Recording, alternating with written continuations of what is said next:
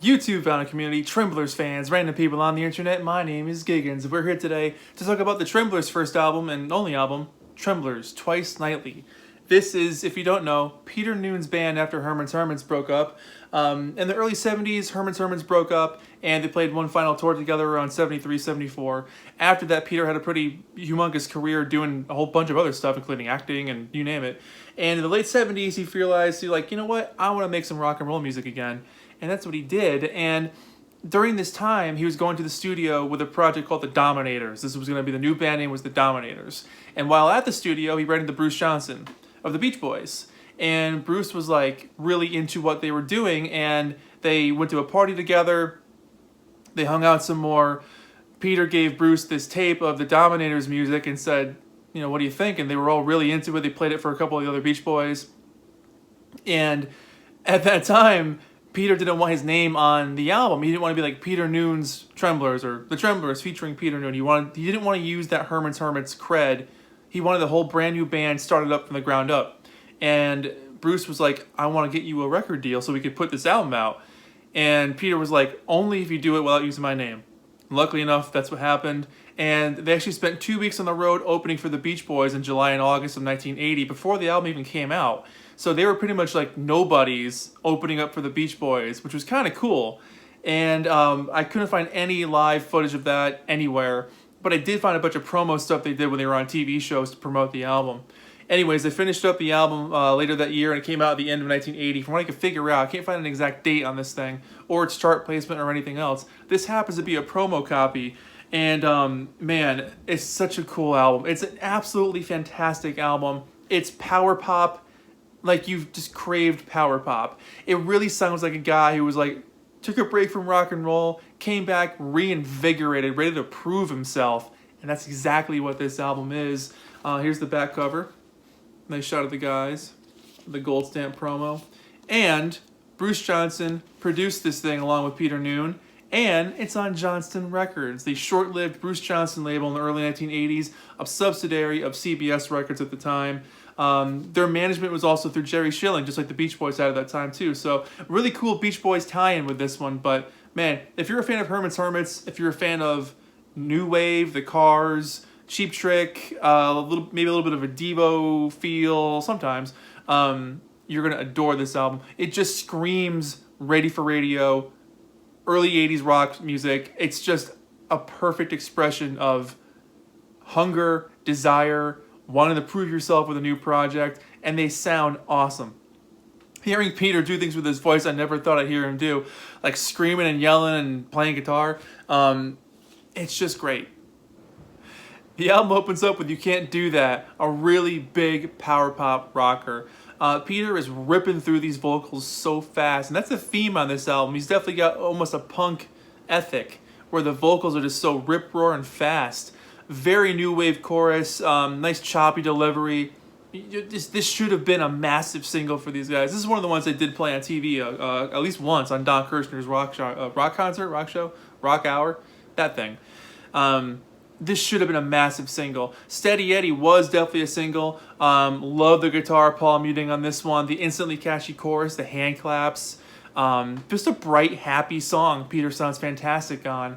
She Was Something Else. This is a really cool, chunky rock groove. Love the vocal melody on this one.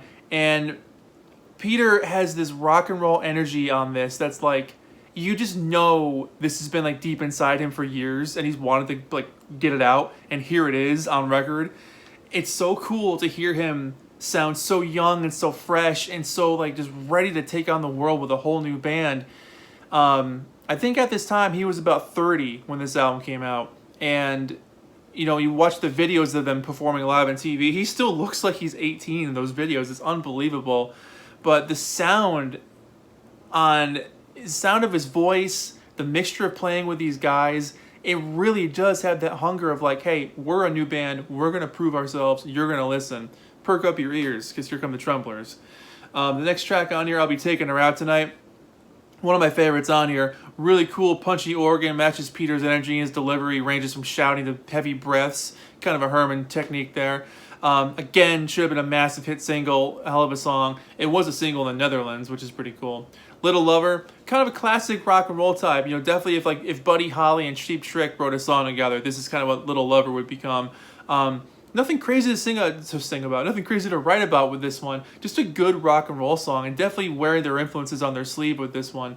But it's just a lot of fun. And I screamed, and this is a cool, really cool way to end the side one. You can just hear the hunger in this band. You hear the energy, you hear the drive, you hear them wanting to prove themselves. It's just a fun, rockin' song, and sometimes that's all you need. Side 2 opens with Wouldn't I, and again, one of my favorites on this album. This song is like power pop brilliance. Like, this is like the textbook, like, if you're gonna write a power pop song, this is kind of what you would try to achieve. The vocals on this thing are just stoked the entire way through. The energy is palpable. Excellent, ready for radio rock track. I'm going to say this a lot. Again, should have been a massive hit single. It's got all the DNA of a perfect pop radio song. It's fantastic. Dad Said is a really cool little song. More fast-paced vocals, but definitely one of those, like, growing up, listening to your parents kind of song. In this particular instance, what his dad was saying to him about, like, do something with your hands, put down the guitar, which I saw in an interview with him. He was kind of like, what do you think I'm doing with my hands? I'm playing the guitar. Like, fun song. Maybe I'll Stay, another one that's like gonna stay in your head forever. More fast-paced vocals, catchy chorus. The energy on this one is insane. They really capture that spirit well. I almost feel like they tested these songs out on the road before recording them, or maybe they're recording them at the same time. I can't tell, but I know once they finished that 2-week tour, they ended up doing a tour of like club shows for a long time after that. And the Green Shirt, Elvis Costello cover, very faithfully done, but they make it their own, and they make it really exciting, and they draw it out. There's a great performance of them doing it on TV one time. Awesome version of it. And Don't Say It, which is a really great Tom Petty-esque guitar sound, because I'm pretty sure that's Mike Campbell on there. He's on the credits, so I'm pretty sure at least one of the Heartbreakers is on that one. Great chimey guitar feel, really cool sing-along chorus that kind of fades out as you sing along with it. Again, could have been a hit. That's basically the story of the Tremblers. Could have been a hit. I don't know what happened to this band. I'm not sure why it never went on. Peter did do a solo album in 1982, so I'm not sure if maybe they just didn't get on with each other or what happened here, but the songs are solid. They're tight. They're well constructed. They're well thought out. They're well performed. This has all the makings of an absolute classic.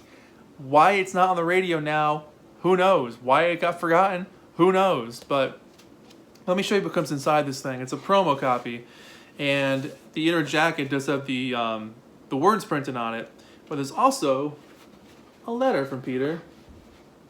So inside is a letter from Peter about the Tremblers, kind of just talking about each song and what they mean and where the inspiration for them came from, with some very fun humor written throughout. Song lyrics are printed on the front and the back. Not Green Shirt because it's not their song, but look at that. White label promo, Johnston Records, Bruce Johnston Records. Look at that. Same with the second side. From what I can tell, Johnston Records was pretty short-lived. I'm guessing maybe 2 or 3 years at the most, starting probably in 1980 and going at least until 1982, maybe 83. And the reason why I say that is because in 82, that's when Peter Noone's solo album came out. So there's documented proof of at least a few years worth of Johnston Records, and not too many releases. I'd say maybe 10 at the most, from what I can find. I could be completely wrong about that, but from what the internet tells me, maybe around there. Anyways, this album has been so much fun to dig into and to discover and to research. And the thing is, there's just not much to research. It's just, there's not much out there. This band existed for such a brief snapshot in time, but they made such an incredible record that everyone needs to hear this thing. It's not going to disappoint you. It's fun. It's bouncy. It's catchy. It's rock and roll. It's lightweight. It's exactly what you need. You just want to put on something and have it feel good, you know? It's one of those albums that, it should have been a massive, massive hit. You know, it's got all the DNA of a classic record. So it's not, from what I can find, it's not streaming on Spotify. I think it's on, people have uploaded it to YouTube over the years. There was a CD copy or two released in the last 20 years or so, which are now out of print as well. So it's hard to find, quote unquote, in stores. I'm sure you can find it online through Discogs or something pretty cheap, but highly, highly recommend it if you love Herman's Hermits. Also highly recommend it if you like power pop, the Cars, new wave, that kind of early 80s, late 70s stuff. This is exactly what you want to hear. So the Tremblers, for me, this is a 9 out of 10. This is a fantastic album.